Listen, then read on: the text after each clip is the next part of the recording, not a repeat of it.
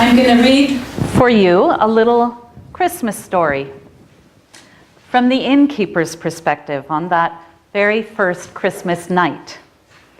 And this was written by Frederick Buechner. And the reading here is, "And she gave birth to her firstborn son and wrapped him in swaddling clothes and laid him in a manger because there was no place for them in the inn." "That was a long, long time ago," said the innkeeper, "and a long, long way away. But the memories of people are so long, and nobody has forgotten anything about my own sad part in it, unless maybe they have forgotten the truth about it. But you can never blame people for forgetting the truth, because it is, after all, such a subtle and evasive commodity. In fact, all that distinguishes a truth from a lie may finally be no more than just the flutter of an eyelid or the tone of a voice. I believe. If I were to say I believe, that would be a lie. But if I were to say I believe, that might be the truth. So I do not blame future generations for forgetting the subtleties and making me out to be the black villain of the piece, the heartless one who said, "No room, no room." I'll even grant you that a kind of villainy may be part of the truth.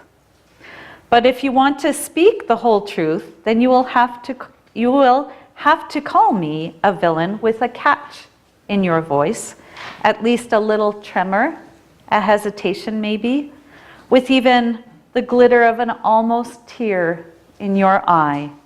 Because nothing is entirely black, you know, not even the human heart.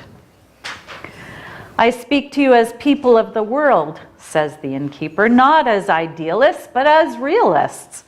Do you know what it is like to run an inn, to run a business, a family, to run anything in this world for that matter, even your own life? It is like being lost in a forest of 1,000,000 trees.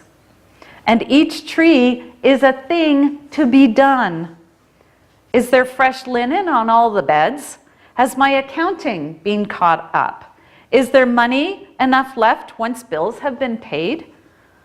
Today we have food in our bellies and clothes on our backs, but what can we do to make sure that we will still have them tomorrow? 1,000,000 trees, 1,000,000 things. Until finally we have eyes for nothing else, and whatever we see turns into just a thing. The sparrow lying in the dust at your feet, just a thing to be kicked out of the way, not the mystery of death. The calling of children outside your window, just a distraction and irrelevance, not life, not the wildest miracle of them all. That whispering in the air that comes sudden and soft from nowhere, only the wind, the wind. Of course, I remember very well the evening they arrived. I was working on my accounts and looked up just in time to see the woman coming through the door. She walked in that slow, heavy-footed way that women have in the last months, as though they are walking in a dream or through very deep waters.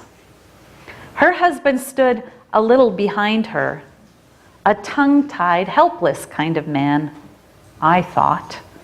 I cannot remember either of them saying anything, although I suppose some words must have passed. But it was mostly silence. The clumsy silence of the poor, you know what I mean. It was clear enough what they wanted. The stars had come out. I remember the stars perfectly, though I don't know why I should, sitting inside as I was. And my wife's cat jumped up onto the table where I was sitting and working. I had not stood up for these visitors, of course. There was mainly just silence. Then it happened much in the way that you have heard. I did not lie about their being no room left, there really was none, though perhaps if there had been a room, I might have lied. As much for their sakes as for the sake of the inn, their kind would have felt more at home in the stable. That's all, and I do not mean that unkindly either. God knows. Later that night, when the baby came, I was not there. I was lost in the forest somewhere, the unenchanted forest of 1,000,000 trees. 15 steps to the cellar, and watch out for your head going down, firewood to the left. If the fire goes out, my family will be cold. It's only the wind I hear. I speak to you as people of the world, so when the baby came, I was not around, and I saw none of it. As for what I heard, just at that moment itself of birth, when nobody turns into somebody, I do not rightly know what I heard. But this I do know, born that night was true love. All your life long you wait for your destiny, your joy, your heart's desire to be met. So how am I to say it? When he came, I missed him. Pray for me, brothers and sisters. Pray for the innkeeper. Pray for me and for us all, in the name of our own true love. A birth, a quiet, earthy act that brought love with a capital L into the world. It could have been easy to miss such a quiet moment. Into the stillness of the night, God was born.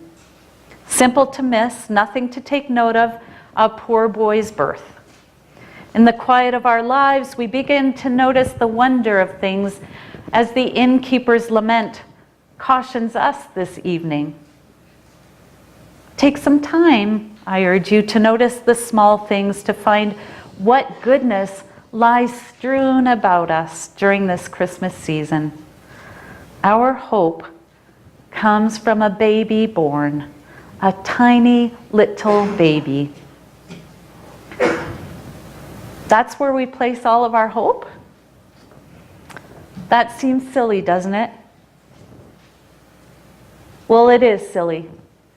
God is that silly in love with us that he would come to us in the form of a baby. So I want you to remember, the miracle is here, born into the darkness of this night. God has blessed us, every one.